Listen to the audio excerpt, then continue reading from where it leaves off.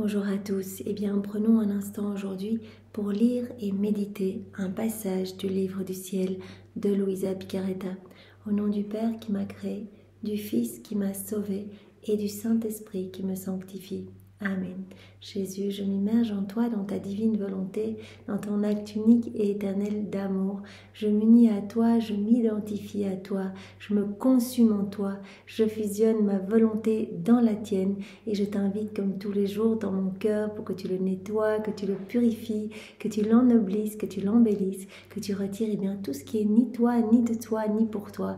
Toutes ces grandes mauvaises herbes résultant de ma volonté propre, retire tout Seigneur et crée cet espace nécessaire pour que ta divine volonté soit souveraine, totalement opérante et agissante à partir de mon humanité. Seigneur, merci déjà pour tout le travail que tu as effectué en chacun de nous, tout ce que tu vas encore faire aujourd'hui et tout ce que tu feras demain. Et nous te demandons d'investir nos actes de ta présence, d'être dans tous nos regards, de parler à travers nos bouches, de penser à travers nos pensées, de faire battre nos cœurs, de marcher dans chacun de nos pas pour que nous puissions tous être comme des extensions de ta propre humanité, que tu puisses, toi Jésus, prolonger ta vie en chacun de nous et que nous soyons de bons instruments de paix, d'amour et de miséricorde, parce que ce sera donc ta lumière et ton amour qui débordera de notre personne et qui ira toucher les âmes autour de nous, mais pas que, également les âmes du passé et les âmes du futur. Alors Seigneur, nous nous offrons totalement à toi, que ta volonté soit faite sur nos vies. Amène-nous jour après jour un peu plus loin, que nous puissions atteindre ce 4e niveau de vie dans ta divine volonté, cette vie toute divine où notre vie n'est que prière parce que c'est toi qui fais tout en nous. C'est ce que nous désirons, c'est vraiment le but de notre vie, Seigneur. Maintenant, viens préparer chacun de nous, viens toucher nos cœurs, viens toucher nos intelligences, viens déverser ta compréhension, ta sagesse, ton intelligence à toi, ton amour, pour que nous puissions recevoir tous ces mots bénis qui sont les tiens, les digérer et les mettre en pratique. Parce qu'une fois qu'on comprend, on désire cette mise en pratique. Et donc vraiment, Seigneur, tu nous appelles à cette mise en pratique parce que ce n'est que en nous unissant à toi dans nos petits actes du quotidien, que nous allons entrer en possession des biens que tu veux nous donner. Tu l'as dit tellement de fois, c'est très très bien de lire les écrits du ciel, c'est chaque fois comme une douche de lumière, vraiment une douche de lumière, des cadeaux comme un parfum pour l'âme. Mais cela s'estompe si on ne met pas en pratique. Alors, quand on met en pratique, le Seigneur nous donne et notre âme se transforme.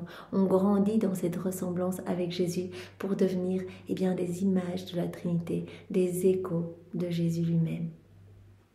Jésus parle maintenant à travers ma bouche, envoie sur chacun de nous ton Esprit Saint, que ce moment fait en union avec toi puisse avoir des retombées dans tous les cœurs et que plus aucun de tes enfants ne se perde. Quand nous nous unissons à toi, des âmes partout, du passé, du présent et du futur, sont sanctifiées, d'autres se convertissent, d'autres reviennent à toi, d'autres découvrent les écrits du ciel, d'autres commencent et font leurs premiers actes en union avec toi. Et donc cela a vraiment un effet en cascade magnifique. Pour un petit acte fait en union avec toi, des milliers d'âmes reviennent. Voilà, et te reconnaissent, t'aiment, s'unissent à toi. C'est ce que nous voulons, Seigneur. Alors vraiment, donne-nous cette grâce de pouvoir toujours te servir et travailler à l'avènement de ton royaume avec toi.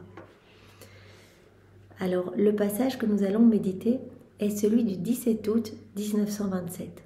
Nous sommes dans le volume 22 et c'est Luisa qui parle. Ma vie dans la divine volonté est continuelle. Voilà, donc déjà, première phrase, on se rend bien compte que Luisa est à ce 4e niveau de vie dans la divine volonté. Cette vie est continuelle, toute sa vie est devenue divine. Quoi qu'elle fasse, qu'elle bouge, qu'elle regarde, qu'elle mange, qu'elle prie, qu'elle répare, qu'elle reçoive les connaissances que Jésus lui donne, etc. Tout devient divin et éternel. Tout est fait par Jésus en elle. Elle laisse totalement la divine volonté être la reine en son âme. Et je suivais ces innombrables actes lorsque mon doux Jésus, se manifestant en moi, me dit. Donc elle est en train de faire ses rondes dans l'œuvre de la création, de la rédemption, de la sanctification. Et Jésus lui dit, ma fille, tout ce que fait la créature dans ma divine volonté est propriété universelle.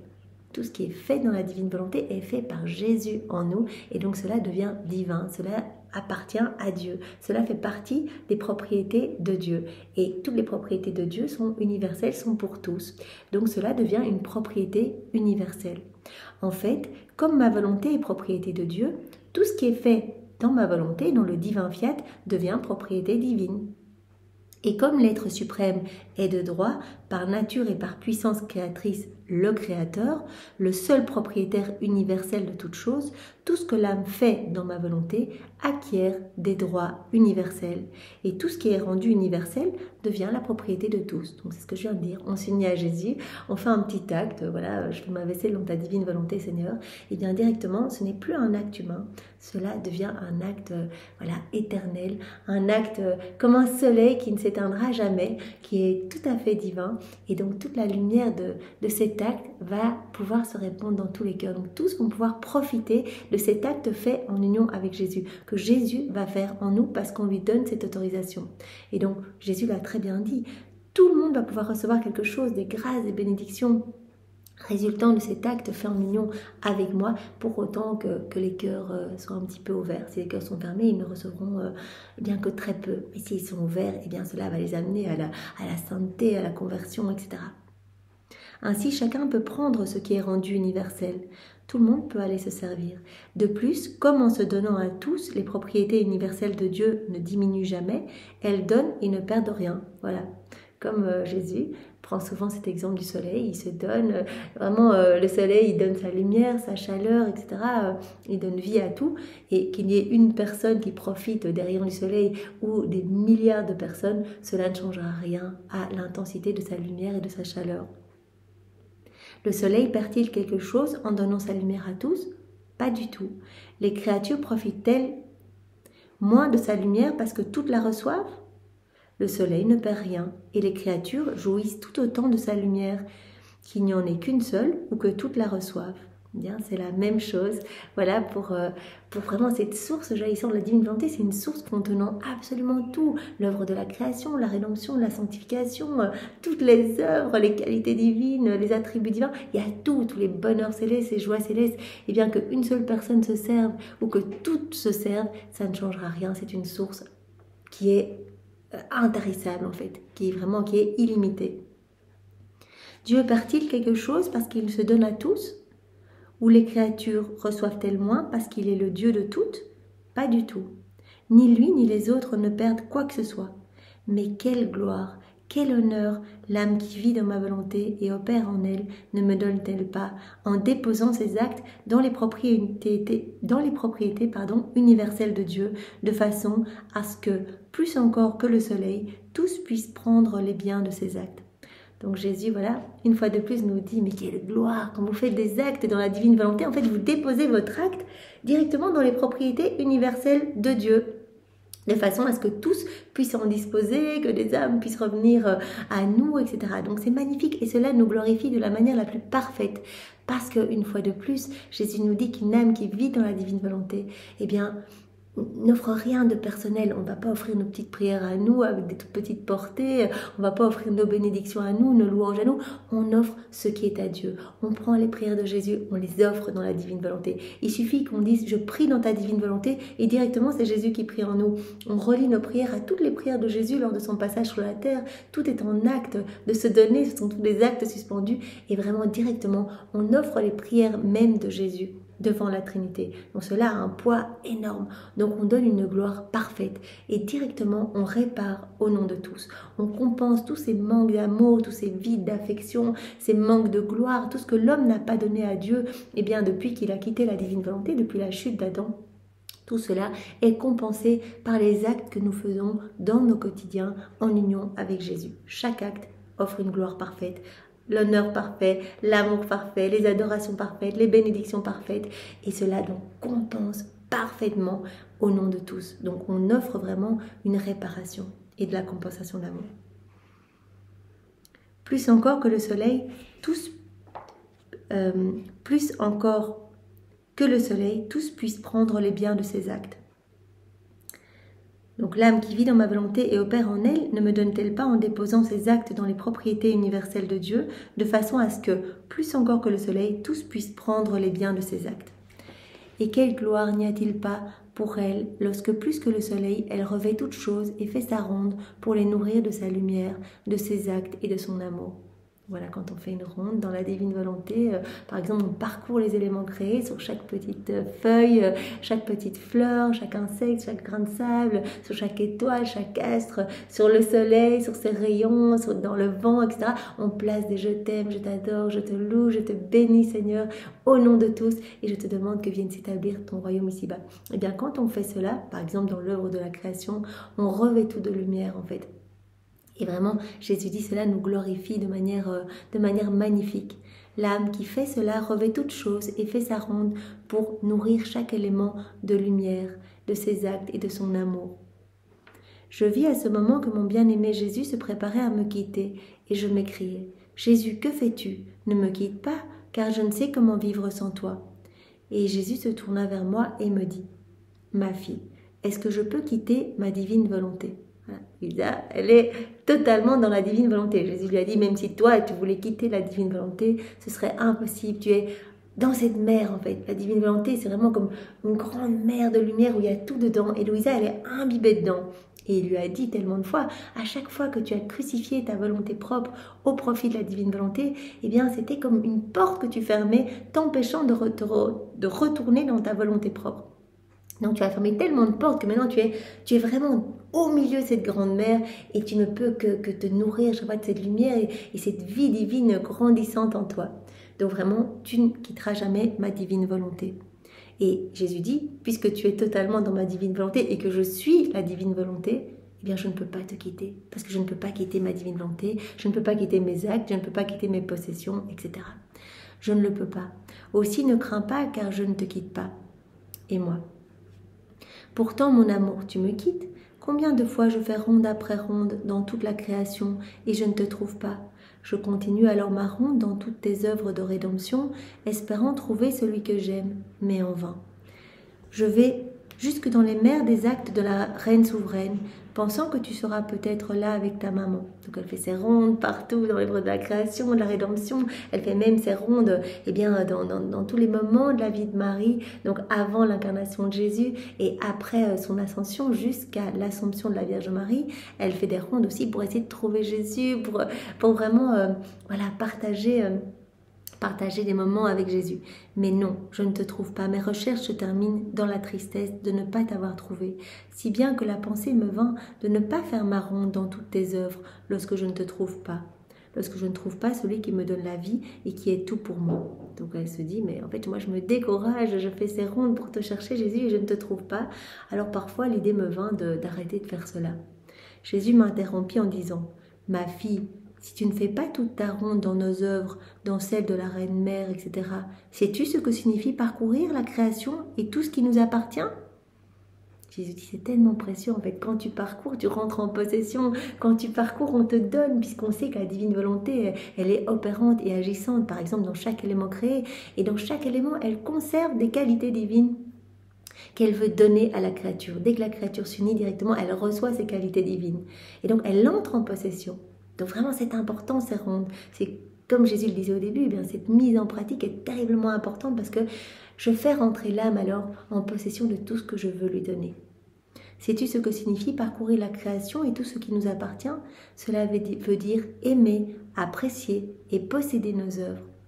En fait, la Trinité est touchée. Quand on fait des rondes, c'est que l'on apprécie, on voit l'amour de Dieu dans chaque petite chose créée. Et vraiment, on répond à cet amour. Donc, on donne une réciprocité à cet amour divin.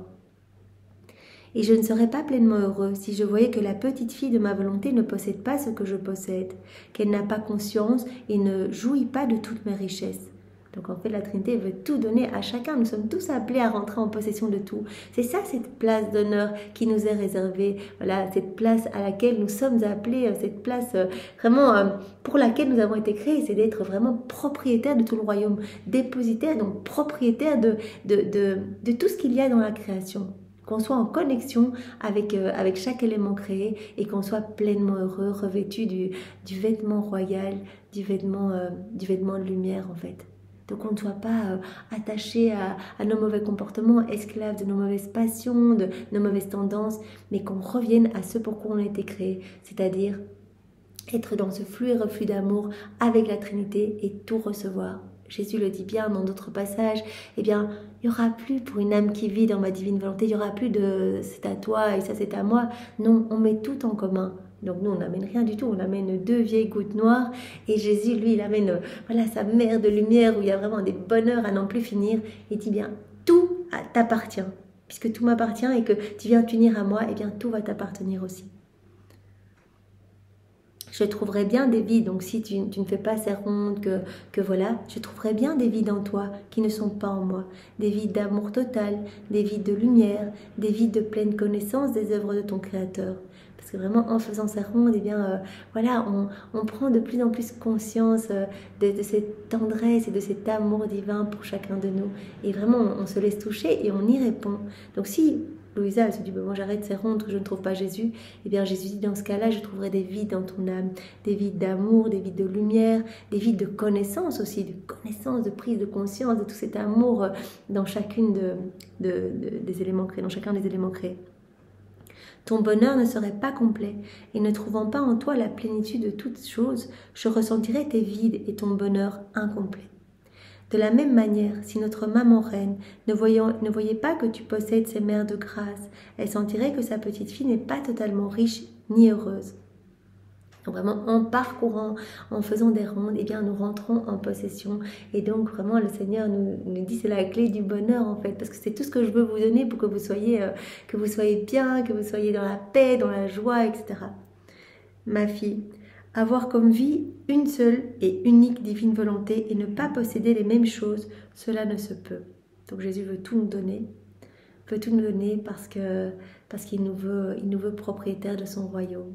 Et donc, pour tout nous donner, eh bien, nous devons parcourir eh bien, toutes ces choses qu'il veut nous donner. À chaque fois que nous allons nous unir à lui, à chaque fois que nous allons découvrir de nouvelles connaissances, à chaque fois que nous allons faire des actes dans la divine volonté, à chaque fois que nous allons faire des rondes, nous allons recevoir, nous allons rentrer un peu plus en possession et les frontières du royaume de la divine volonté vont s'élargir dans notre âme, mais pas que, vont s'élargir dans beaucoup d'autres âmes, dans toutes les âmes, et le royaume va pouvoir s'établir sur la terre, va pouvoir un petit peu se rapprocher. À chaque fois qu'on s'unit, le royaume se rapproche un peu plus. Où qu'elle règne, la divine volonté veut posséder tout ce qui lui appartient. Elle ne veut aucune disparité. Par conséquent, tu dois posséder en toi ce qu'elle possède en moi et dans la Vierge Reine. Et ta ronde dans toutes ses œuvres sert de confirmation de son règne en toi. Voilà, parcourir, voilà, par exemple, faire des rondes dans l'œuvre de la création ou de la rédemption ou dans tous les moments de la vie de Marie, etc., ou dans l'œuvre de la sanctification, eh bien, c'est vraiment, cela sert de confirmation. C'est comme si on disait à Jésus, voilà, je veux posséder, donc je viens parcourir pour m'émerveiller de tous ces moments que tu as passés sur la terre, de tout ce que tu es venu eh bien, nous gagner vraiment au prix de toutes tes souffrances, de ce royaume que tu es venu nous reconquérir. Et je m'émerveille également dans chaque élément créé, eh bien, de tout ce qui a été fait pour nous, en fait. La création, elle a été faite pour nous. Donc, c'est une confirmation vraiment... voilà, que nous voulons vivre dans la divine volonté, que nous voulons reprendre cette place d'héritier royal. De plus, ne sais-tu pas toi-même combien de choses tu apprends en parcourant toutes les œuvres de mon Fiat suprême? Ça, Jésus le dit, voilà, à chaque fois que vous vous baladez, observez bien, parce que tout est leçon, en fait. Tout est une leçon de la divine volonté pour vous. Si on regarde même le vent qui s'agite dans les branches, on se dit, mais voilà, quelle force dans ce vent. On se doute bien que la qualité qui est vraiment conservée dans le vent, eh bien, c'est la puissance de Dieu. Et nous pouvons, eh bien, en plaçant nos je t'aime, nos actes d'amour, de louange, d'adoration sur chaque mouvement du vent, eh bien, nous pouvons nous unir, nous pouvons tenir compagnie à la divine volonté et recevoir, eh bien, par exemple, cette force, cette puissance divine. Tout ce qu'il te manifeste, il veut que tu le possèdes. Voilà, donc tout ce que le Fiat suprême nous manifeste à travers la création, eh bien, c'est pour nous le donner. Si celui qui vit dans notre volonté ne possédait pas tous nos biens, il en serait comme d'un père qui est riche et heureux, tandis que son fils ne profite pas de toutes ses richesses et n'est pas heureux comme lui. Ce père ne se ressentirait-il pas que la plénitude de son bonheur est brisée à cause de son fils?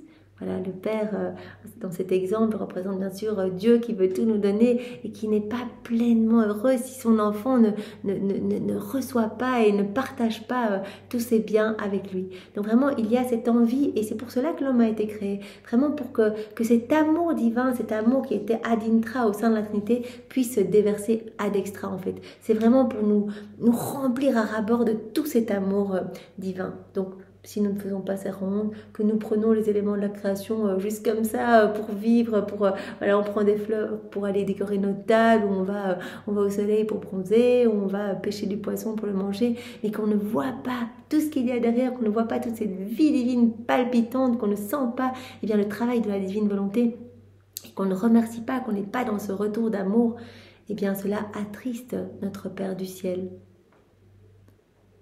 Ce Père ne sentirait-il pas que la plénitude de son bonheur est brisée à cause de son Fils? Tel sera le fondement, la substance, la merveilleuse caractéristique du royaume de mon divin fiat. Une sera la volonté, un l'amour, un le bonheur, une la gloire, entre le Créateur et la créature. Donc vraiment, le Seigneur nous appelle à cette unité, en fait, comme un papa qui veut rester uni à son fils, qui veut tout lui donner, qui se sentirait pas heureux s'il voyait son fils dans la misère alors que lui jouit de grandes fortunes. Eh bien, aujourd'hui, Jésus nous rappelle à venir profiter de tout. On doit juste nous unir à lui. Il faut juste qu'on donne voilà, notre accord le matin. On fait nos actes préalables. On dit Jésus, je te donne ma journée, ma vie, tout ce que je vais faire aujourd'hui, tout ce que je vais faire jusqu'à mon dernier souffle. Je veux que ce soit toi qui agisses en moi à chaque instant. Et puis tout au long de la journée, on peut le rappeler pour vraiment confirmer que c'est notre intention de le laisser agir en nous.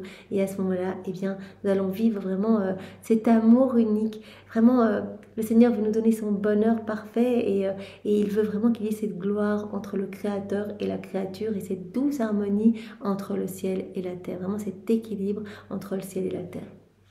Eh bien Seigneur, ne nous permets pas de nous éloigner de toi, garde-nous vraiment dans ton cœur, parce que dans ton cœur, voilà, nous sommes en sécurité et nous sommes vraiment alimentés par les flammes de ton amour. Voilà, que nos yeux ne regardent que toi, que nos bouches ne parlent que de toi, que nos oreilles n'écoutent que ta voix, que nos pensées ne soient tournées que vers toi, que nos mains ne travaillent que pour toi, que nos pieds ne marchent que vers toi. Vraiment, Seigneur, enchaîne-nous à toi et ne permets pas que nous te quittions et que nous te délaissions.